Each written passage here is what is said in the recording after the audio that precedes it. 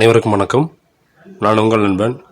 இன்றைக்கி நம்ம என்ன பார்க்க போகிறோம்னா, நெயில் பஜாரில் எப்படி நம்மளோட அமௌண்ட்டை அந்த வாலெட் அமௌண்ட்டை எப்படி மற்ற நண்பர்களுக்கோ அல்லது நம்மளோட இன்னொரு ஐடிக்கோ மாற்றுறது அப்படின்றது தெளிவாக பார்க்கலாம். ரொம்ப சிம்பிளாக தாங்க இருக்கும். ரொம்பலாம் கன்ஃபியூஸ் பண்ணுற மாதிரிலாம் இருக்காது. ஒரு 3-4 ஸ்டெப்பு தாங்க இருக்கும். ரொம்ப ஈஸியாக இருக்கும்.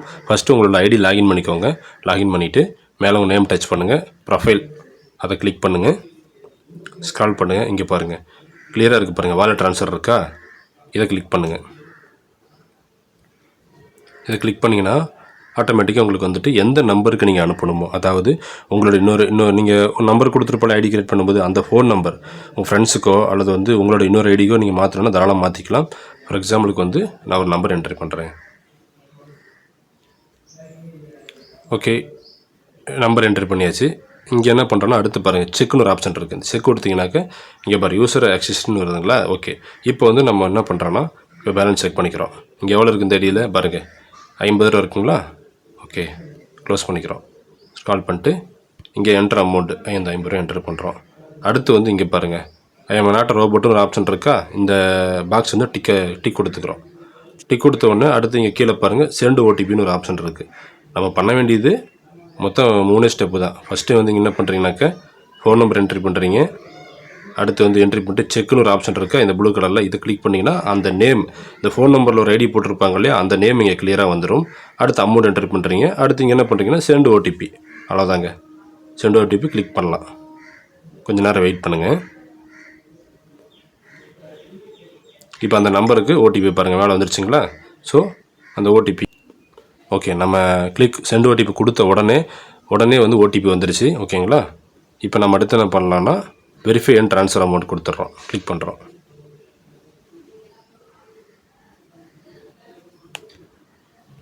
இங்கே பாருங்கள், வேலட் அமௌண்ட் ட்ரான்ஸ்ஃபர் சக்ஸஸ்ஃபுல்லி வந்துருச்சு. இவ்வளோதாங்க. இப்போ நம்ம என்ன பண்ணலாம்னாக்கா, ப்ரொஃபைலை போய் செக் பண்ணலாம். பார்க்கலாமா? 1 செகண்ட் இருங்க, ரீஃப்ரெஷ் ஆகலன்னு நினைக்கிறேன். ஓகேங்க, அதாவது முன்னே பார்க்கும்போது ரீஃப்ரெஷ் ஆகலை. இப்போ ரீஃப்ரெஷ் பண்ணதுக்கப்புறம் இங்கே வேலட் அமௌண்ட் 50 ரூபா 0 ஆகிடுச்சிங்களா. இவ்வளோதாங்க, ரொம்ப சிம்பிள் தான். நம்ம என்ன பண்ணுறோன்னா, இந்த யூஸ் பண்ணி நம்ம என்ன பண்ணலாம் அப்படின்னா, ஆல்ரெடி நம்ம ஏற்கனவே சொன்ன மாதிரி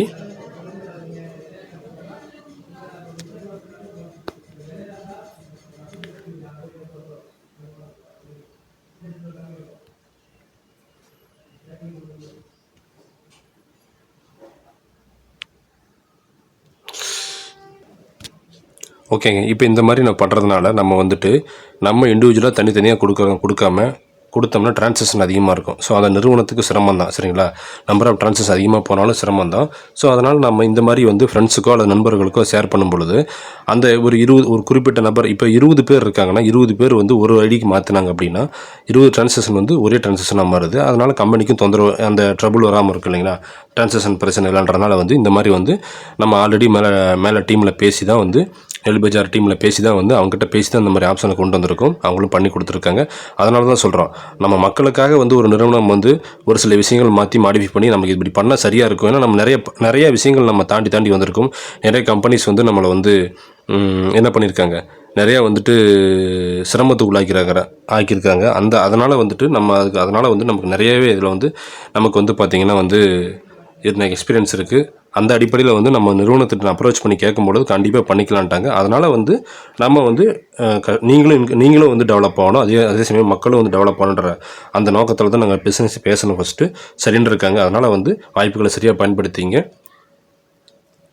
திரும்பவும் சொல்கிறேன், எந்த பிஸ்னஸாக இருந்தாலும் நல்லா கவனமாக படிங்க. அந்த டேர்ம்ஸ் அண்ட் கண்டிஷன் படித்து பார்த்துட்டு அதுக்கப்புறமா ஜாயின் பண்ணுங்கள். இதில் நீங்கள் ஃப்ரீ ஜாயினிங் இருக்குது, தாராளமாக ஜாயின் பண்ணிக்கலாம். லிங்க் நான் கீழே டிஸ்கிரிப்ஷனில் கொடுக்குறேன். ஓகேங்களா, செக் பண்ணி பார்த்துட்டு ஜாயின் பண்ணிக்கோங்க. ரொம்ப சிம்பிளாக தான் ஸ்டெப்ஸ் இருக்கும், சரிங்களா. வாருங்கள், விரைந்து செல்வோம் விடியலை நோக்கி. நன்றி, வணக்கம் நண்பர்களே.